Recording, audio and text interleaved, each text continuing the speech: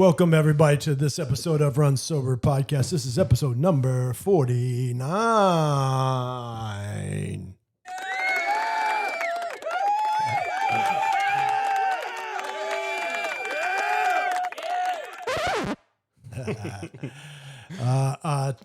So Runs0br podcast, we do not only discuss running and sobriety, but all walks of life. For every one of us has a unique story. The journey begins and ends with you. Today, special guest across from me is my good buddy, Nick Sept. Hey. Getting that down. And I am Brandon K. Veltman.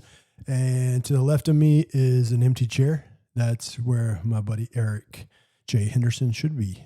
But he's busy today, and he is in College Station. So that's he's an Aggie grad, and so he does work down there also. So that's where he is today. So me and Nick, we're going to shoot the shit and talk about Nick. He's always been interrupted. Not interrupted, I shouldn't say that, but sometimes overpowered by other guests that are next to him. And so I want to sit down and talk to Nick.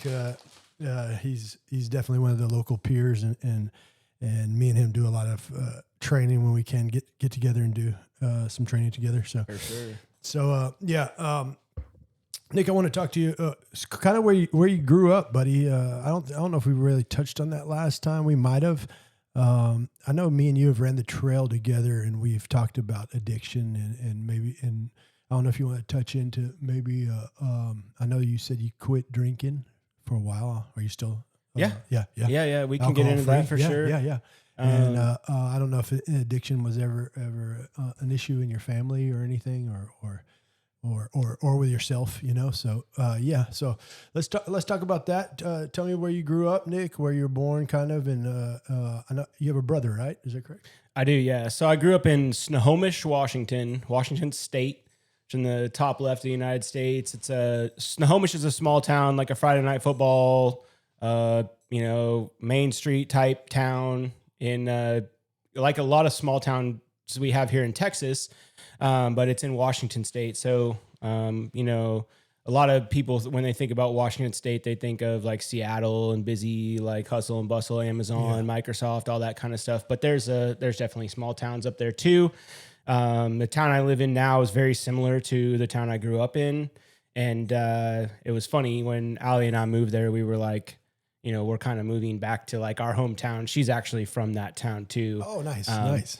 We didn't really know each other in high school. We had like mutual friends and whatever, we connected after. But yeah, so grew up with a single mom for the majority of my childhood.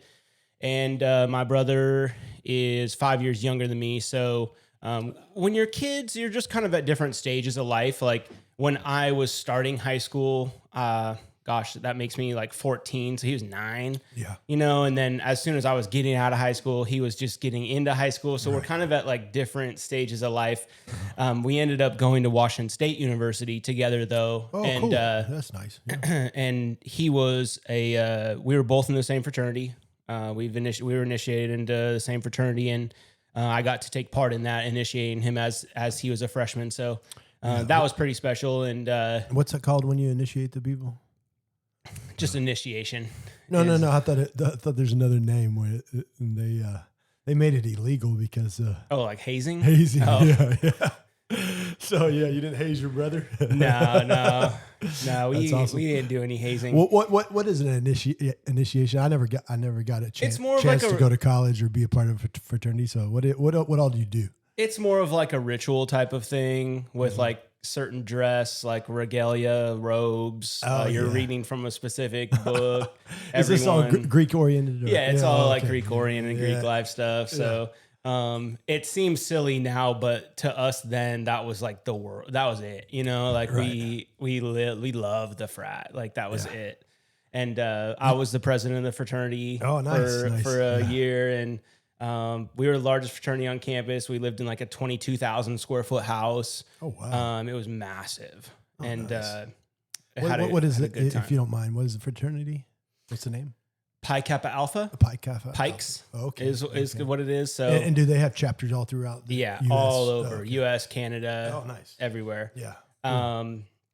Yeah, it's one of the like big fraternities. You could probably go to many, like UNT has one, Tech, Austin. They're everywhere. But Nice. yeah, so I didn't. I grew up. I played soccer. Okay. Awesome. Man. And I wasn't like super good at sports. I mean, I was shy about like getting into the mix with people and like being aggressive. I didn't have that kind of spirit that I have now. Okay. Like getting out there, I just didn't have the mindset. I didn't have the coaching, and I was on the team and I played, but I really kind of looked up to people that were like better than me out there, but I knew that I wasn't that good and that I wasn't going to like take it anywhere. So that was sort of like my own self like limiter. Yeah. Like I guess growing up, like I always like didn't feel as good as other people in my town for some reason. Cause like we grew up in a wealthy area, but we were not wealthy. Okay.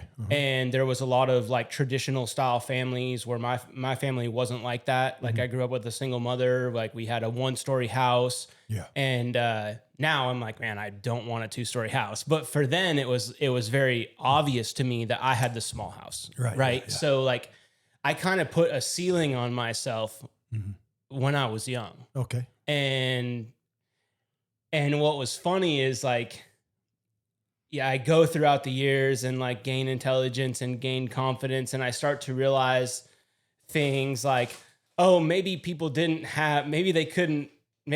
have like everything I thought they had. They were just in debt or something, because everyone always had like a big new car, big new house, like all of the going on crazy vacations. And I was like, how do people do this? Like, this is crazy. And so was there a little bit of jealousy? Yeah, definitely. Yeah. So definitely jealousy and I grew up kind of in a wealthy household. Yeah. But there was always somebody wealthier. Sure. You know what I mean? So there was always jealousy. Like, my buddy Chad up the street, he gets a Nintendo for Easter or something, and all we're getting is chocolate eggs, So there was always a little bit of jealousy, no matter what. But yeah, keep going. There was 2 times in my life that I can look back on and feel like I was an equal.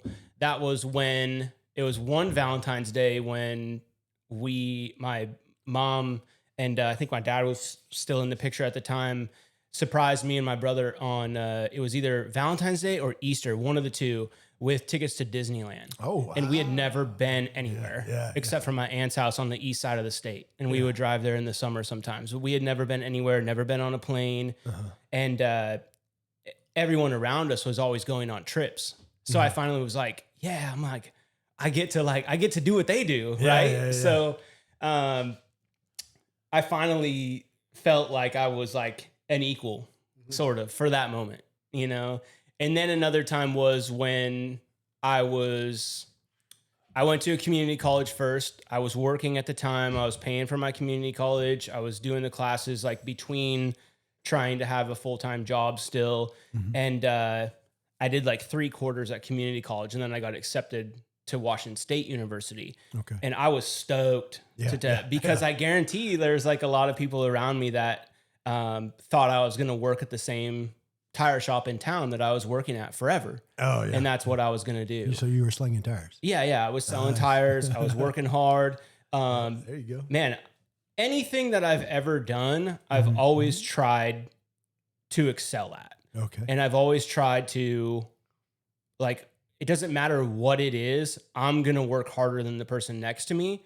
And ultimately I might not be the best, but I'm going to try. And that's how I'm going to earn my respect. Yeah. So like I started at the tire shop when I was 17 and I couldn't touch any of the vehicles. What I could do was clean, and I could stack junk tires in a trailer. I was cleaning out the guy. They would dip and they would spit their chew spit in the old oil containers. So I was down there on my hands and knees cleaning all those out, cleaning up all their dip spit. Right. you know, like taking out trash, just cleaning bathrooms, like nasty stuff. Like imagine a bunch of guys working in a shop. Oh, yeah, I like can it only was imagine. nasty, but I worked lot as of hard as cigarettes? possible. Yeah. Oh yeah. Yeah. They would smoke cigarettes in the back. You couldn't okay. smoke. It was like a very clean cut business. Okay. You had to have your hair a certain way. You couldn't have tattoos or you had to cover them. Oh, wow. But I do remember like the first week I was there, guys would come up to me and they would be like, dude, you're working hard. Like the guys that were here before sucked. And I'm like, all right, good. Like I loved the reinforcement. Like Right, yeah. I loved the positive reinforcement. I still do, to be honest. Yeah. I like to be noticed, I think. Yes. So whether that's a good or bad thing, you know, it's just me being honest with myself. So yeah, went to college. I was playing a ton of soccer at the time. Like I grew up playing soccer. I wasn't very good. I was on like the C team at my high school. We had a big high school though. So sometimes the C team would play some of the JV teams, but I was more of like an assist guy versus the goal scorer, if you will. And then I was playing on a bunch of like rec league teams. And then I got the opportunity to go to college. So I went to college. I played some intramurals there, like intramural soccer, just not competitive or anything. And then we went to the gym every day though at 3 p.m. And essentially the 3 p.m. time at the gym was like the time to go and see and be seen. So it was like all the girls were there, all the guys were there. Nice. We were like trying to, you know, figure out where the party was that night, basically. And this is every day? Yeah, pretty much every day. Cool. Yeah, nice. And we had an awesome facility at the college. They had like an indoor track that was elevated above the gym space and different, like any cardio machine, any weights, any, you know, Smith machines, free weights, all the cool stuff, basketball courts. And so fast forward a little bit, got out of college, floundered around for a little bit until I found a real job, got a real job.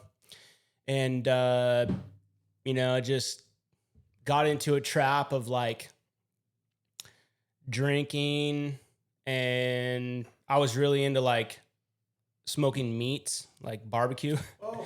This is even before I moved here. So I got to a place where like, you know, I would go to the store, I would pick up a 6-pack of probably like the strongest double IPA I could find, and like a big old steak, make some macaroni and cheese, something like that, and like drink all 6 beers, have a huge meal. Like that's kind of like what I was doing.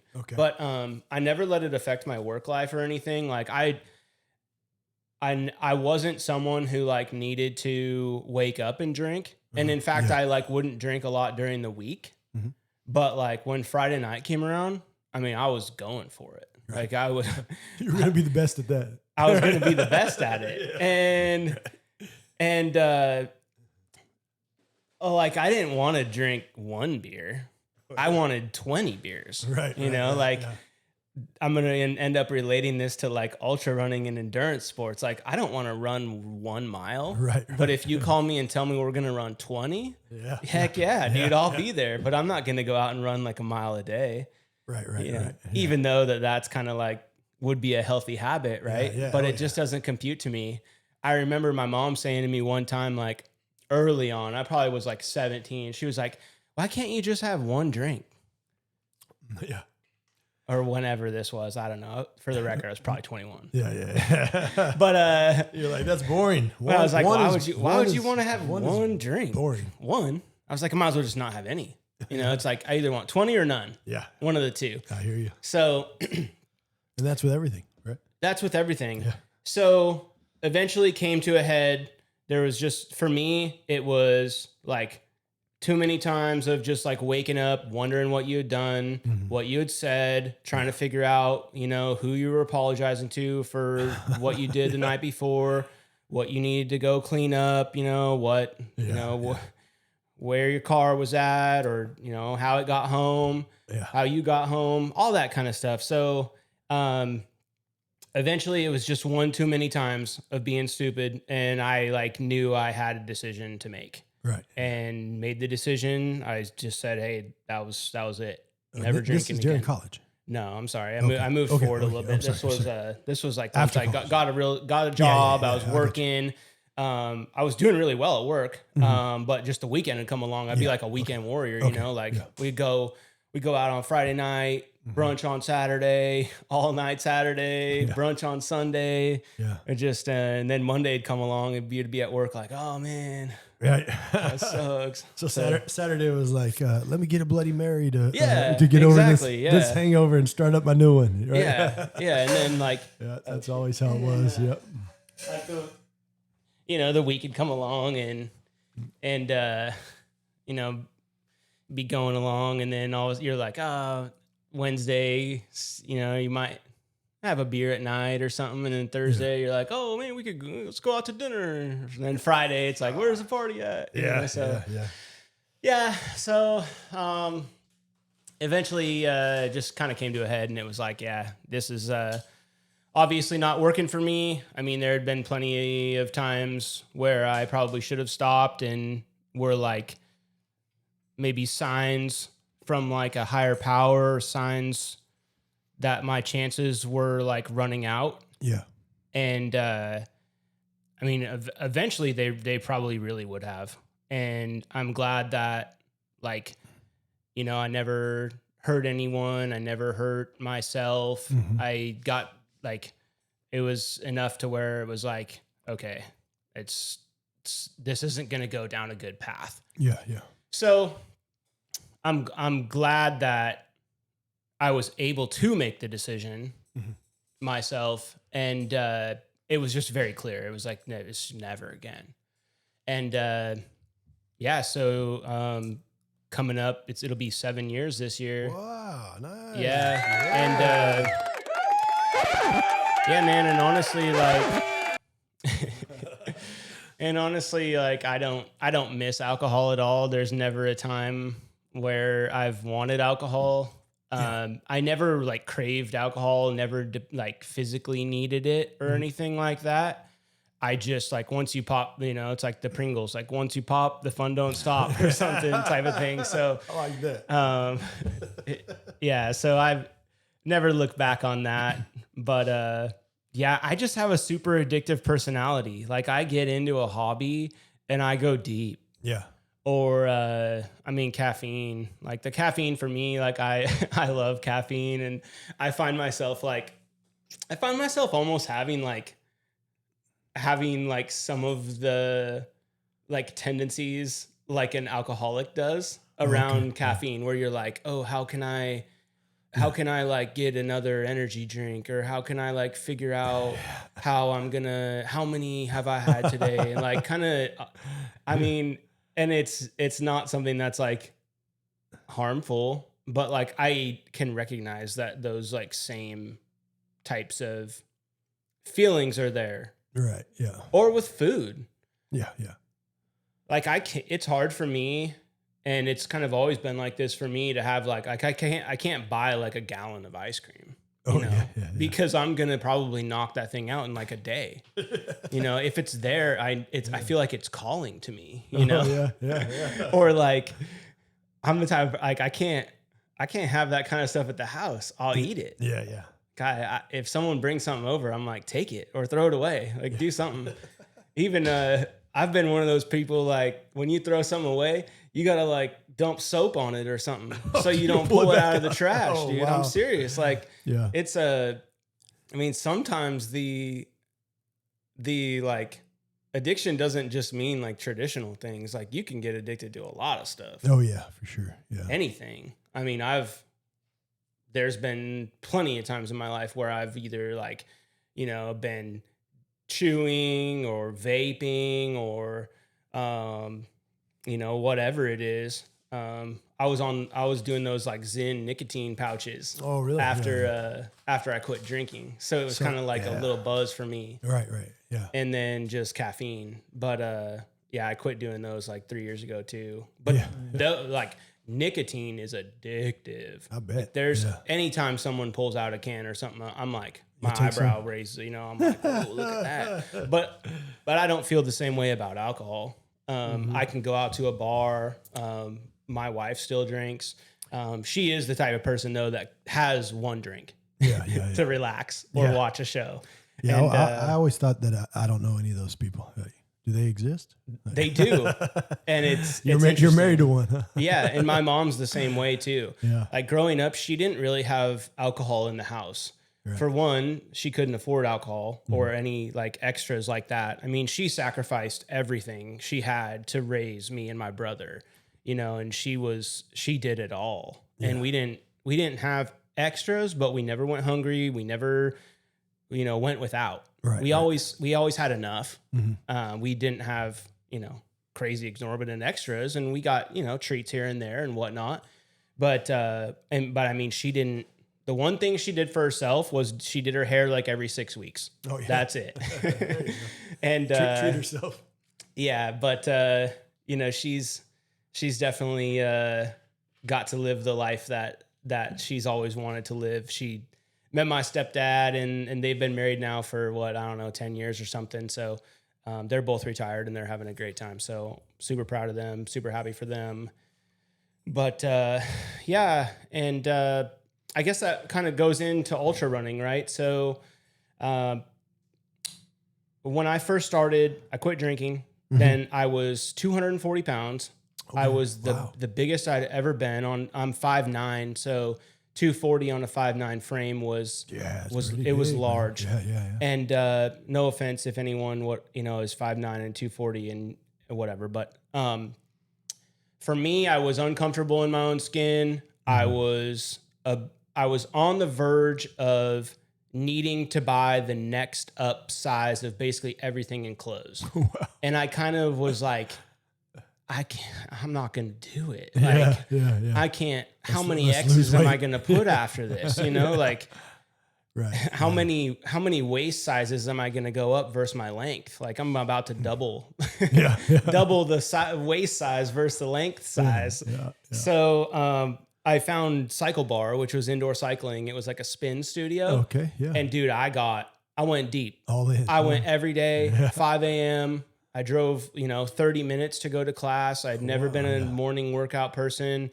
I set my alarm. One of the things that really kept me accountable was they would charge you $15 if you booked a class and you canceled it within 12 hours. Oh, yeah. And I was already paying a monthly membership. Right. And I was, at the time, I had money for extras, but not like a ton, where I was going to pay double, triple for my membership every month. So when that 4 a.m., 4:30 alarm went off, I was like, shoot, I better get up because I'm not paying $15 extra, Right. So I got up and I went. I ended up losing quite a bit of weight. By the time I got to Dallas, I moved. So I quit drinking in July. And then I moved to Dallas after Christmas in December. Okay. I was probably about 190, 180. Oh, wow. So 190 at the time. Shed like 50 pounds. Yeah, I had lost like 50 pounds at that point. And it wasn't necessarily really due to diet. It was just movement is what I didn't have. Yeah. And came to Dallas, still was cycling like crazy, was going to the studios. And then COVID happened. Okay. And the studios shut down. Oh, no. So I was like, wow, I'm going to have to pivot. What am I going to do? And before I had moved down, one of my friends lived in Fort Worth, and he was like, dude, you got to do the Cowtown half marathon with me. Yeah. So that day, it was like November, I went out and I ran 3 miles. And I came back, felt like a king. I was like, no one's ever ran 3 miles. Like, this is so far. Yeah. And that's awesome. I was living in an apartment and I had stairs, and dude, I was sore for like 2 weeks. No joke. Like, I hadn't done any cardio since like the high school mile, basically. Right. Or like the obligatory 1 minute on the treadmill after you lift weights at the gym, call that your cardio type of thing. And so then I came down here, COVID happened, cycle couldn't go there. So then I was like, well, I guess I'm gonna have to put some shoes on and go outside. And I started running outside. I remember at the time, my long run was like 4 mile loop. Like, I mapped it out. Yeah. And I was like, I don't know if I'm going to make it. Like 4 miles, that's a long way. Right? Like, I drove it first. I'm like, holy crap. Like, this is wild.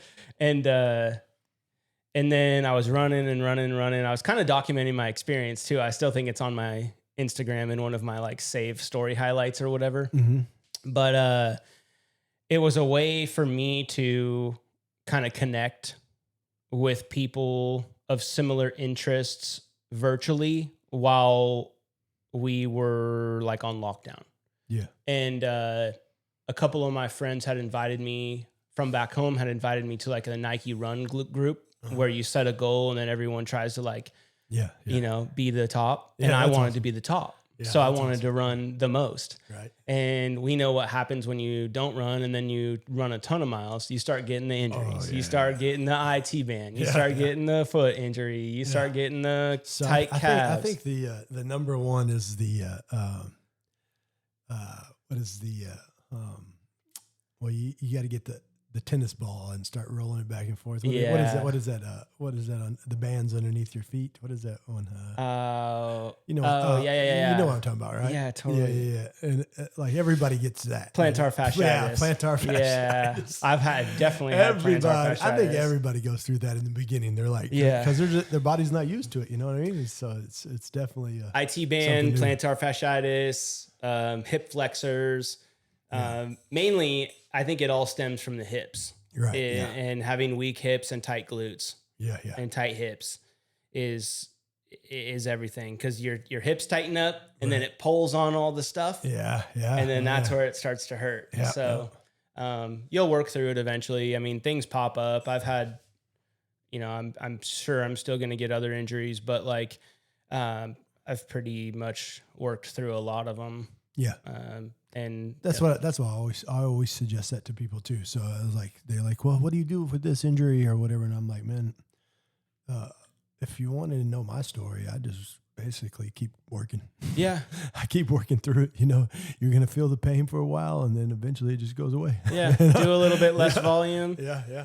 I mean, I've even had, so I'll jump to a story real quick. So my first 100 miler at Dinosaur Valley, I showed up 2 weeks prior, I DNF'd Lake Murray 100 miler. Okay. And it was the second time that I DNF'd it, second time that it had rained for like 15 hours. Course was a total mud fest, like hog slop, like totally just pigsty, right? Mm-hmm.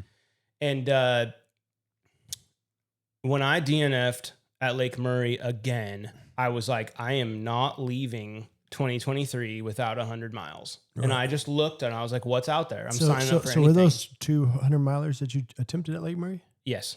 Okay. So do they still have the 100 miler out there? I think so. Okay. Yeah, I think so. They do. Okay. I got to check that out because I've never ran that race. Yeah, they do. Because I went out there last year or the year before and I was going to pace Josh Fulmer. Mm-hmm. But I ended up getting like food poisoning for something I ate in town or whatever. Yeah. And I went to pace him and we got like 16 miles in and I had to DNF the pacing gig. So now I've DNF'd 200 milers and a pacing gig at Lake Murray. I just can't, I can't make it work there. I don't know. And where is that located near? Lake Murray, Oklahoma. Okay. It's like Oklahoma. Up 35 probably. Okay. Yeah. And it seems like every year that's a disaster almost. Oh yeah. It's either perfect or completely terrible. Yeah. Like one of the two. And so I searched for the Dinosaur 100, saw a dinosaur. I'm like, whatever, I'm signing up. Yeah. I'll go do it. I told my wife, I was like, look, I don't care if, I was like, I might not be back till Tuesday. Yeah. I'm going to stay out there and get 100 miles on my watch. I'm not leaving 2023 without 100 miles on my watch. Right. I started that race still basically sore from Lake Murray 100 miler because of all the stabilizer muscles from the mud and everything. Like it wrecked me. Right. And my IT band hurt so bad for the first 30 miles, but I was determined. Right. That's why I think like most of the endurance stuff, it's all in your head. Mm-hmm. Like people always are like, oh, I could never do that. I'm like, as soon as you tell yourself you can, you will. Yeah. It's all in your head. Like there's nothing special about me that I've done or in my past or whatever to just keep going. You just have to make the decision to keep going. And I made the decision that I don't care if they tore down the race, if someone, they were going to have to drag me off the course. Yeah. I drove myself out there. I'll be out here till Tuesday. I don't care. But around mile 30, all of a sudden it went away. Nice. And I was like, okay. Yeah. And then of course everything else started hurt. You know, I had blisters all over my foot, my ankle, my feet looked like purple sausages. My ankles were, you know, this big. And I had other things to think about. So maybe that was it. But, but yeah, so got into ultra running. I ran grasslands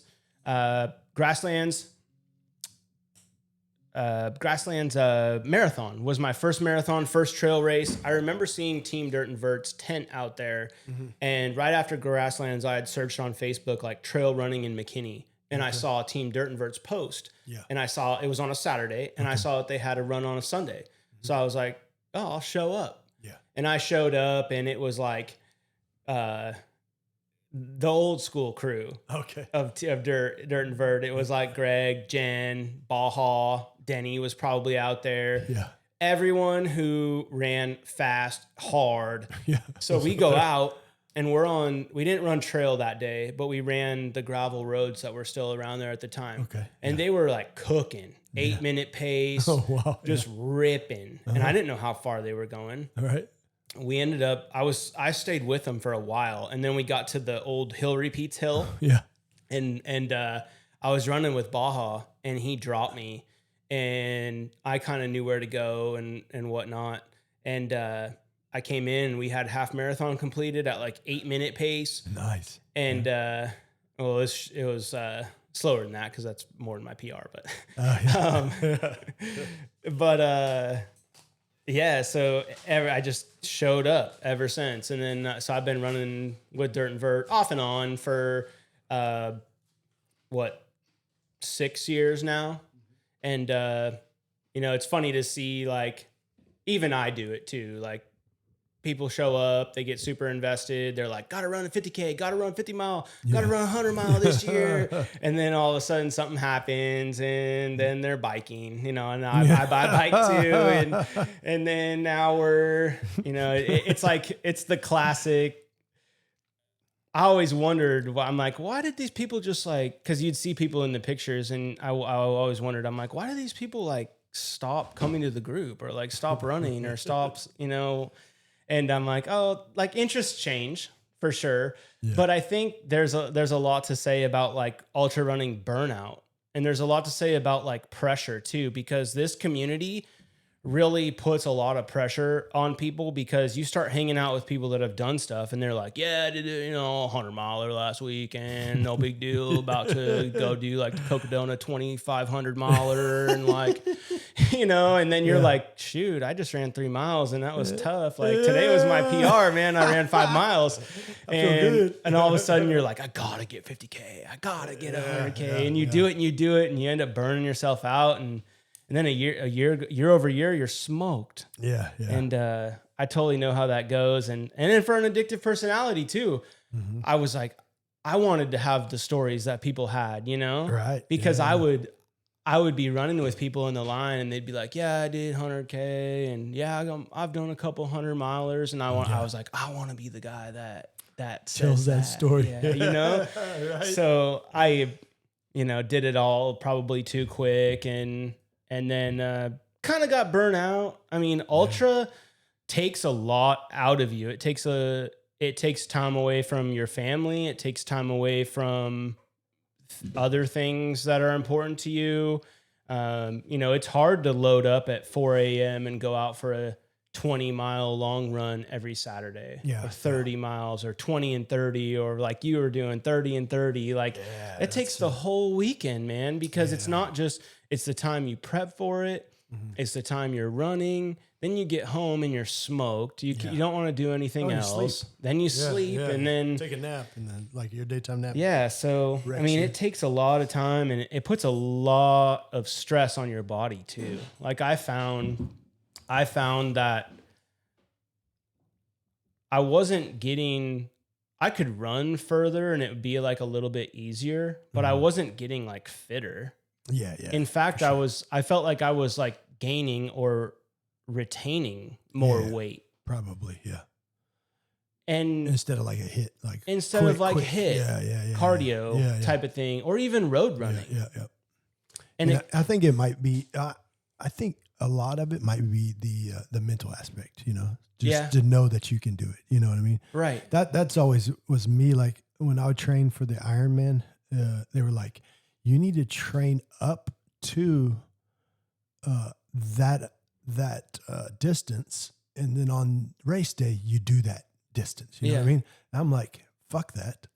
I'm like, I want to make sure I can do that distance before race day. You know what I mean? Right. So I'm going to swim this 2 point whatever miles before open water. And I'm going to make sure that I can do this before race day comes around and I'm drowning out there. It makes total sense. So it's like, and so that might be like, sometimes we overtrain maybe, you know what I mean? Oh, definitely. Yeah. So, and your body's just, like you're putting so much pressure on your body that your body's constantly in like it's preparing for the next time that you do that thing. Mm-hmm. So like it's going to retain, and I'm no doctor or scientist, but this is how I feel in my experience. Like I felt that my body was like, okay, you just did this like crazy hard thing, and I know we're going to do it again. Mm-hmm. So I'm just going to like save up everything that you fuel me with until the next time you do this. And then I don't know. You're saying, that's why you retain all that. Yeah. I just kind of felt like puffy and weak and I don't know. It just took a lot out of me. I hear you, man, and broken kind of. Yeah. And I'm not saying that I won't ever do an ultra again. I definitely want to do another 100 miler. I just don't know if I would even approach training in the same way, or if I would approach the 100 miler in the same way, or fueling. Definitely not fueling. I mean, for me, it really started to get in my head that I was eating like a Snickers bar worth of sugar every 30 minutes. Like there's no way that that's good for you, you know? And like we're sold by these marketing companies of these gels and goos and all this crap that like, they're like, you need this. You have to do 120 carbs per hour because you're an elite athlete. And it's like, no, I'm not. I'm some idiot who's out here running in your neighborhood all night. People think I'm, you know. I don't know. It's like, and their marketing, man, they're trying to sell you, you know. So it's like, do we really need it? No. You know, like if you were like any winning Boston Marathon, like yes, you probably need that kind of fuel, right? Yeah. But me, gosh, I wouldn't approach it the same way. And they're like, you need to train with it and get your gut biome fit for all these gels. I'm like, fuck that. Those are $5 each. Yeah. You know, it's like, it's all about, I don't need to get my gut bound to train. I just need to stop taking them. Like I heard this once. Someone was like, oh, if I had another gel, I could have done this. Yeah.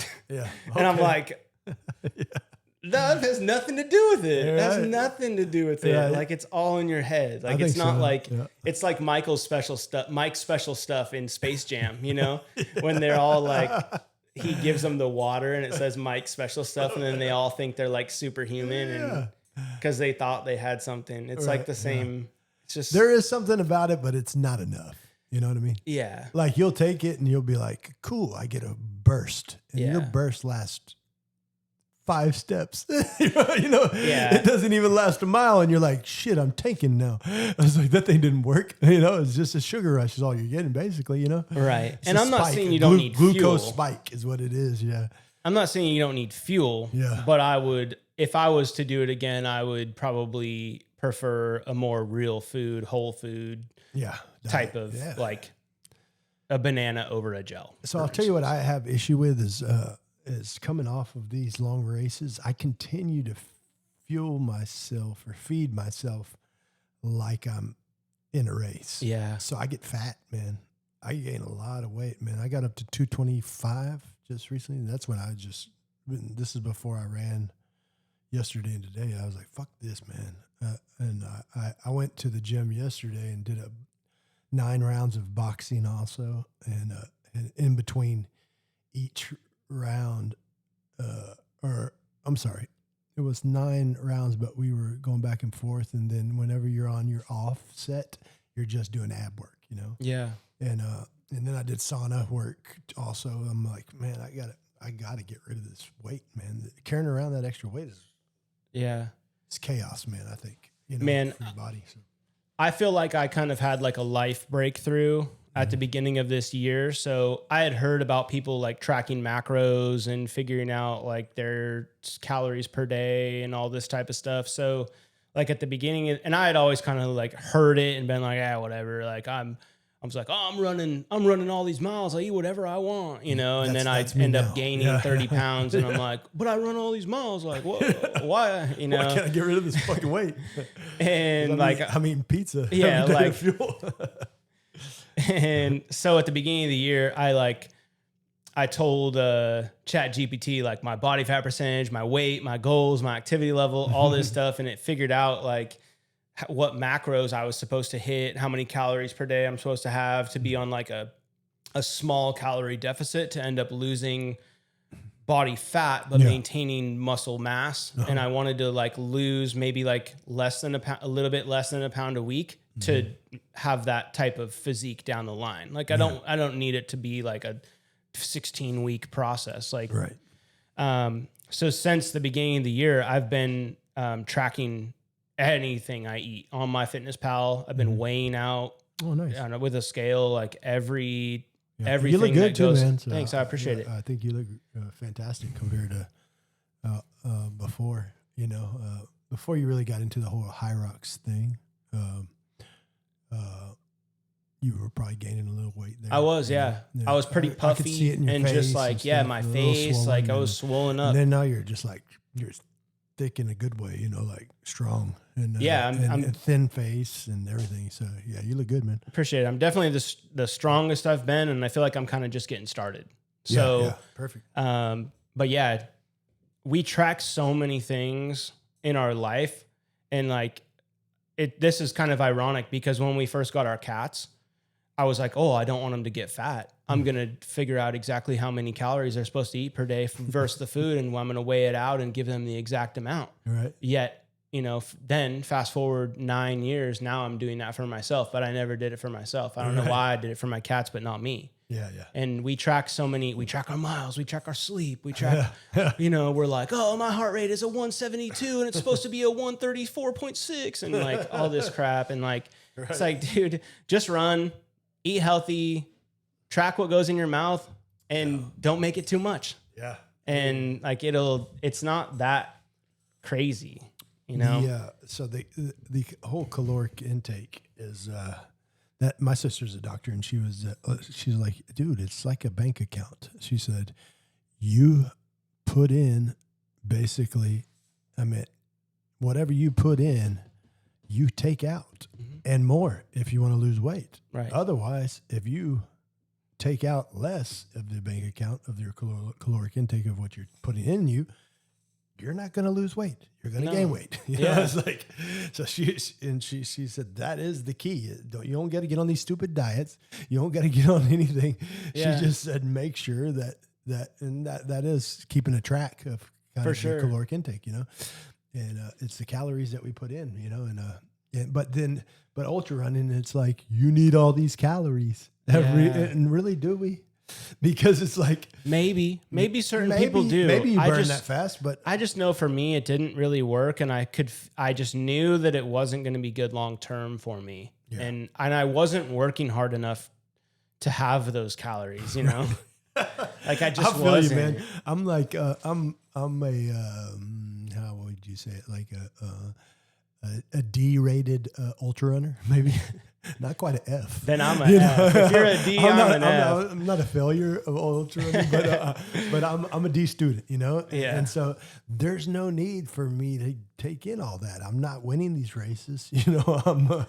I'm finishing them, you know what I mean? So it's like, what do you really need to take in all that caloric intake? I get it when you're burning and you're up there in the top 10 and you're hauling ass, you know? Yeah. Or maybe it's a long race and you're trying real hard and like you need fuel then for sure. Yeah. Like you still got to eat meals. Like you can't just like you know, traditionally people eat breakfast, lunch, and dinner. You're not going to run a 24-hour 100-miler and just eat sugar all day. Like, you need to eat meals too. Like, you guys still got to figure out, like, hey, it's noon. Like, I'm probably going to need to eat something substantial. Yeah. You know, instead of. Definitely. I like that too, because it's you should. I always tell people, I said, get your 3 meals that you're going to eat a day. Yeah. You know, and I don't even eat 3 meals a day on a regular basis. I usually eat 2 coffee and then 1 meal a day sometimes, you know, at night or towards the evening and during my work week. But let's just say you're a 3-meal person. Get your 3 meals that you're going to get, breakfast, lunch, and dinner, and put them aside and eat them at that time of your 100-miler, you know. And I suggest it to everybody, you know, when you get back to your base or whatever, smash your meal, you know, and then eat the peanut butter and jellies and all that other shit along the way, you know. Sure. Yeah, but make sure you get that in on you. So Yeah. definitely. How did you? What made you get into Hyrox? Well, I got into Hyrox last year when one of my friends was visiting, and she was like, "You would really like this, I bet." And traditionally, I've been able to put on muscle fairly well, and I've enjoyed weightlifting. I just never had any direction or anything, and I respond to structure really well and clear direction. Like, if I walk into a gym by myself, or like I have a gym in my garage, I hardly ever use it because I have no direction. Right. And I just don't have. Is that before or now? Now. Oh, really? You still don't? No. wow. Not really.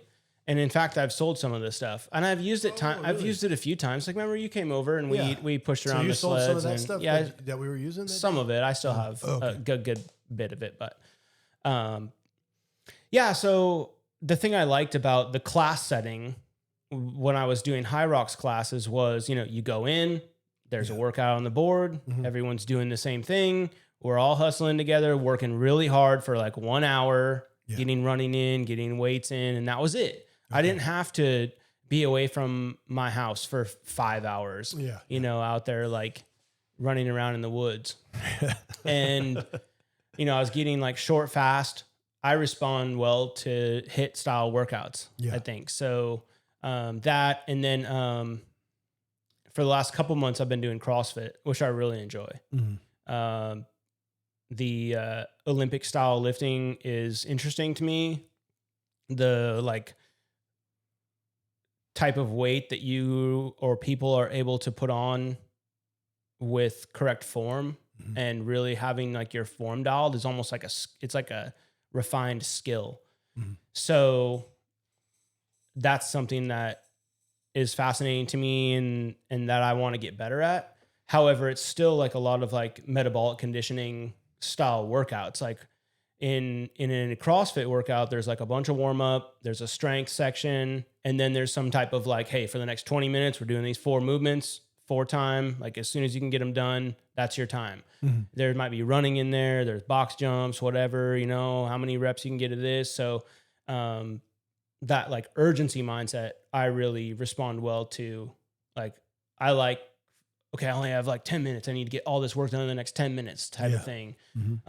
I'm pretty task oriented. So if I have like a list of tasks in front of me, I'm motivated by checking the boxes. Right. And I've always kind of worked that way. Whereas like, if I don't have that direction, I just sort of like, I'll end up not doing much. Okay. Is what it is. So got into Hyrox, did Dallas Hyrox, just finished Houston Hyrox. I did the pro weights this time. Yeah, that's what awesome. was interesting is I actually ran less this time in leading up to it. In January, I had gotten a calf injury and I had to be out for a month. And then I just kind of lost steam running because I had overtrained in December. I had a couple weeks off work in December and I just ran every day and just, you know, overtrain. Yeah. I thought I had a good enough base to accept that style of training, but I was wrong. So got injured, had to sit, and then got into CrossFit. So I was doing a bunch of CrossFit stuff, and we were doing some running in CrossFit, but it was just like short, fast stuff. Yeah. And went to Houston Hyrox, did the pro weights. I would say that I was way more consistent and smooth through the stations. Like I never really got to a point where I overdid it. And then the problem I had with Dallas Hyrox was that I would work really hard on the station and then I would go out on the run and be smoked. Okay. And I'd run way slow for the first lap and then kind of catch up on the next one. And then I would have to like hustle again on another station and then like deplete it all. So this time I was like station run, like no problem. I mean, it was still hard for sure. And the weights were higher, but it just was smoother. And with the pro weights this time, my total run time for the whole event was only 1 minute slower, and I had done way less run training. And overall, my race from Dallas Men's Open to Houston Men's Pro was 8 minutes slower. Okay. Which usually I thought it was going to be significantly slower based on the increase in weights and the lack of run training that I had done. But I think the like Metcon style training with running and weight conditioning played really well for, I was stronger essentially. Yeah. So I was able to maintain an even pace throughout. And I didn't wear a watch, and I didn't know what my time was, and I thought I was running a lot slower. And I had heard someone out there say, "Oh, you're an hour 48 in." And I was like, wow, I have like 5 more stations left. I'm like, or whatever. I was like, I'm going to be like 2 hours, 15 minutes. Like I'm going to be like an hour slower than last time. Yeah. What I didn't realize is I was like the 10th heat, and then they were talking about the first heat or whatever. So I really, so that first I was almost sub 130. Yeah. That's awesome. And that would be an awesome goal for a first pro race. And so on the pro, how much more weight do they go up on? So you go up about 20 pounds on the farmer's carry. You go up 100 pounds on the sled push, 75 pounds on the sled pull, these roughly. Okay. And about 20 more on the sandbag. And I think 1, 2, 3, those might be the only ones that are different. Okay. Because the other ones are, and you on the wall balls at the very end, you go up 6 pounds. So from the 14 to the 20. And I was definitely worse on the wall ball. It's so hard to do 100 squat throw thrusters. That's at what the you had end, to do at the end of the workout. Yeah. So 100 in a row. Whoa. Yeah. Someone's in there counting. Yeah. Everyone? There's a little iPad screen in front of you, and then there's a judge sitting right next to you, making sure that you hit the proper depth. Oh, damn. One of the problems too was if you don't hit the proper depth, do they say, okay, redo it's a that no one? rep. Okay. So you have to complete the rep over, and it doesn't count. Okay. So you might end up doing 120. Damn it. Like a normal. I got a couple of no reps, but I was able to hit depth pretty good. One of the problems is that like they move this equipment around every weekend, and the balls like end up being misshapen because I'm sure they just throw them all in a pile, and then they like compress. So when you threw the ball in the air, it was like moving all around. And they had cleaned it off to be sanitary, so the ball was wet. Yeah. So I'm like trying to throw this misshapen 20-pound wet ball at a freaking basketball target. Oh, no. And when it would come down, it would move in the air, so you couldn't like judge where it was going to go. Right. Plus all the fatigue on your body from doing the whole Hyrox in front of you. Like you've got 10K on your legs and 8 stations of leg work essentially. So pretty tough, but I was happy with that performance. I kind of thought that would be my last Hyrox because I almost sold the ticket. Well, I almost dropped out because of my calf injury. Okay. I almost sold the ticket to someone else. And then eventually I was like, well, I'll just do it. Like we're going to have a fun weekend with friends. Like I don't even care what my time is. Yeah. And I ended up doing great, doing pretty good. Yeah. That's awesome. So then it kind of reinvigorated me. I'm like, all right, well, I'm going to get stronger now. And like, that's good. I was so close to being sub 130 on the pro. I'm like, I can do better than that. So I might go do Salt Lake City. And then when Dallas comes around, I want to do pro again. And I think it would be fun to get like a relay team together. Yeah. I want to try do one, that. So yeah, man. I would like to. But yeah, I need to train though for sure. Yeah, Make there's sure I like don't get broken before I do it. the sled pole is one of the hardest ones, I think. Like it was everything I had to just pull that heavy sled in the men's pro. Oh yeah. And my lower back, after I was done pulling that sled and I went out on the run, Yeah. dude, it felt like someone had sledgehammered my lower back. Like it was smoked. And it's the third station. You have 5 more. And I thought, dude, I don't know how I'm going to get through this. But and by the second lap, it loosened up. And then the next station was burpees. So that's a lot of like full body movement. So you kind of like loosened up. Are those burpees with push-ups? They're burpee broad jumps. So you do a burpee and then the frog jump. Yeah, that's right. Yeah. So I remember seeing that. Yeah.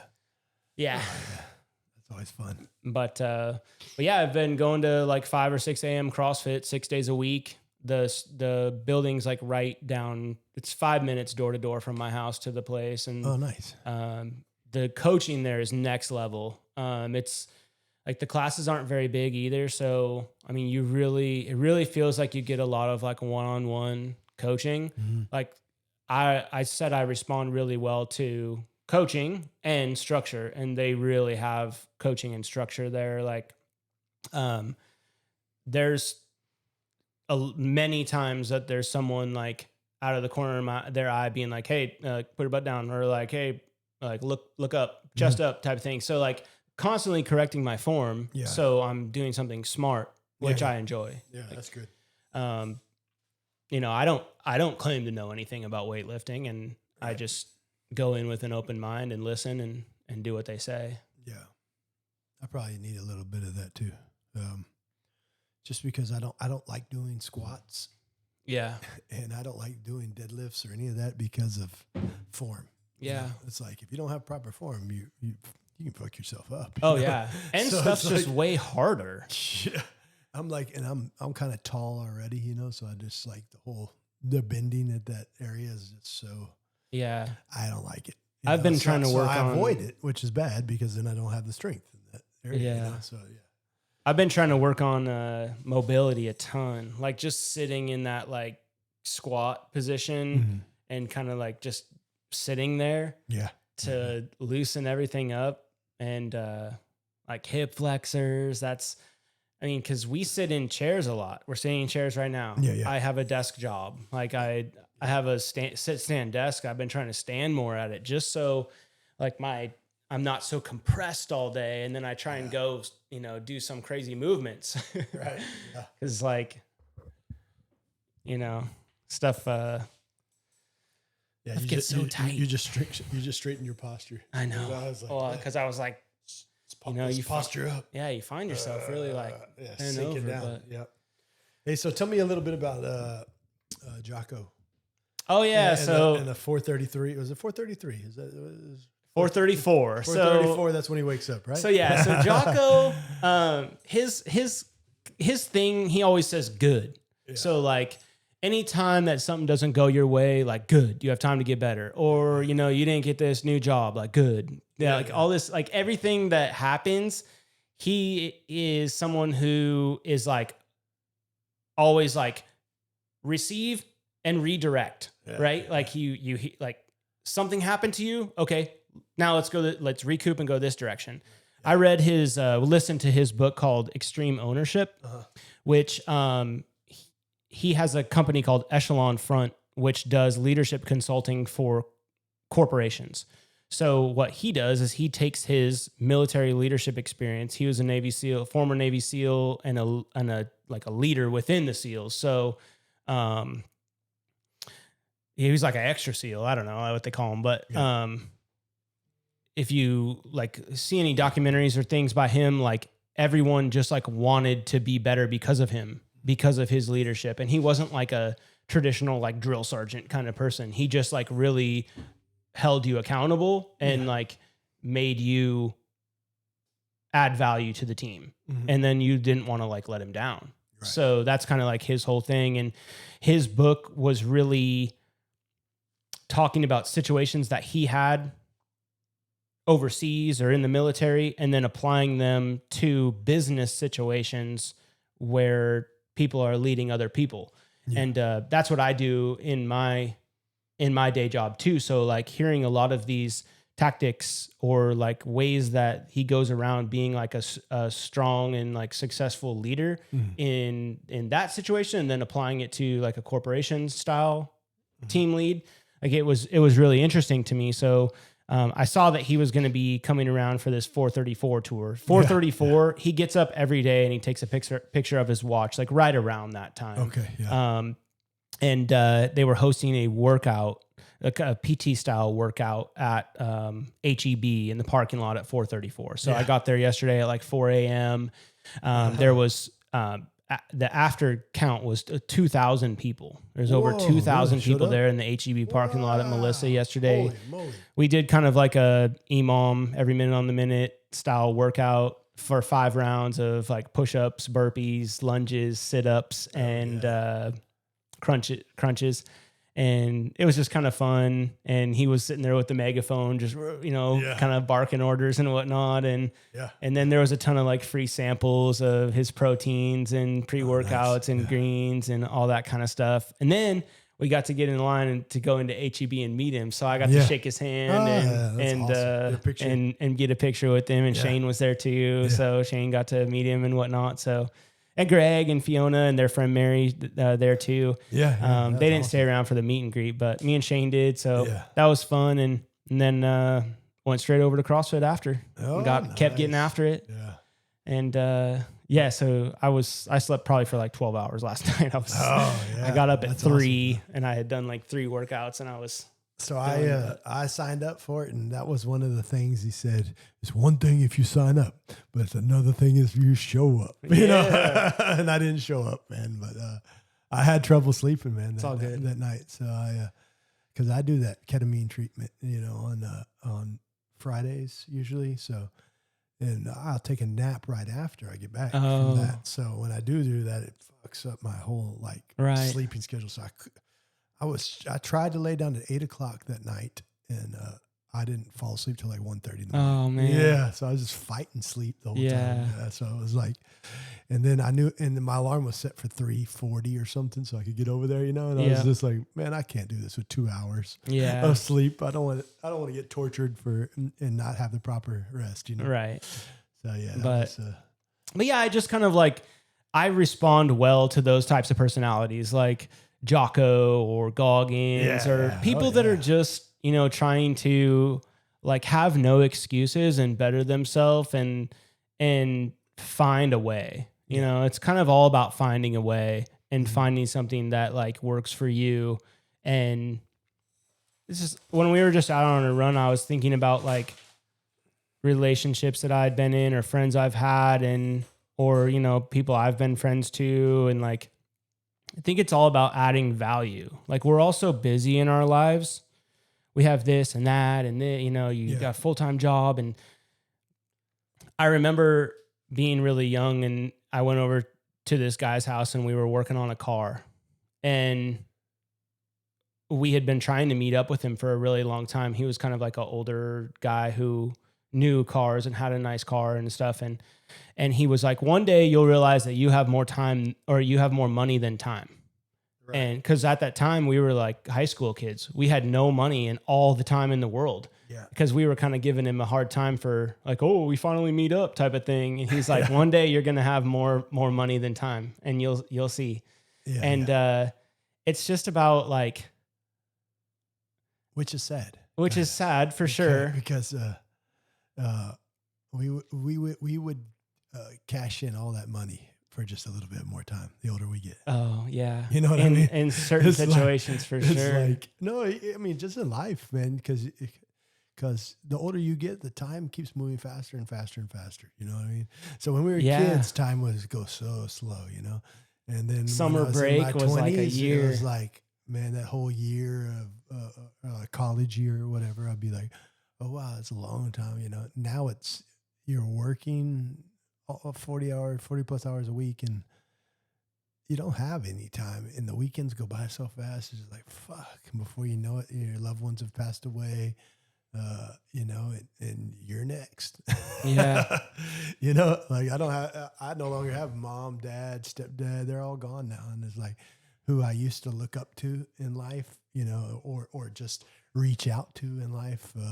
It's like I became that person, you know, and now it's like my son can reach out to me, you know, but Yeah. it's Yeah.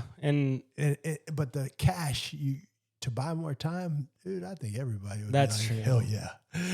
You know, I'll trade in my car if you give me 3 more years of life. You know what I mean? Like, I don't give a damn about this car. You know, any kind of materialistic things, you're just like, and that's a big thing with me now. I'm like, I realize that you're not taking none of this with us, you know? So it's like, now I'm just trying to get rid of it. I'm like, I don't want it, but I still collect too, which is bad, but I don't know.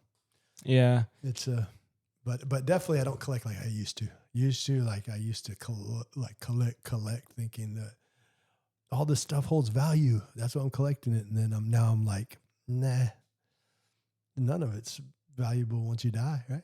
Yeah.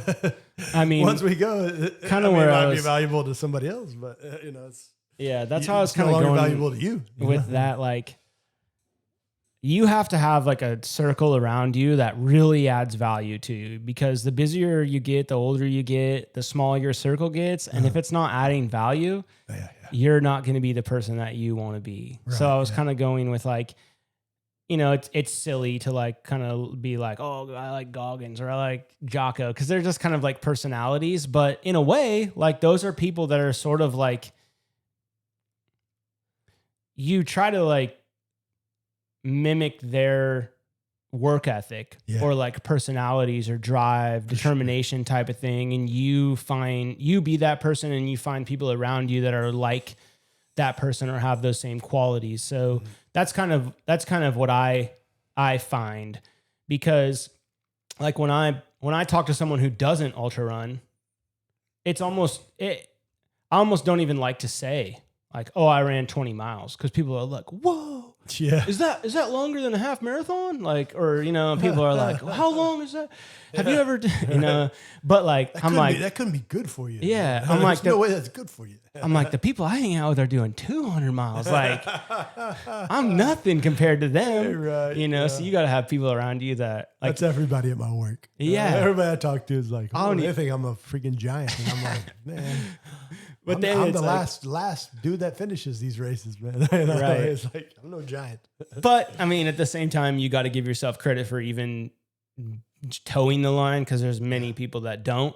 But that's me being hypocritical, because I have a hard time telling myself that anyway. So. And when you're talking about these larger than life people like Jocko or Goggins, I would have never done any of this, what I'm doing now. Not podcasting, but I'm talking about ultra running. If it wasn't for David Goggins, sure, you know, I would have been like, and his in your face personality, and you know, screaming at people and calling them pussies. Basically, he didn't really say that, but he's basically calling everybody pussies. You know, if you're not, So that right there is that motivates me. Those guys are motivating people, you know, for sure. Looking at Jocko's watch in the morning, that's motivation. Like, get your ass up and get moving. You know, it's like you have no time to just sit around and fucking fuck around. You know, come on, let's move it. You know, and so I get it, and it's helped me along the way be very motivated.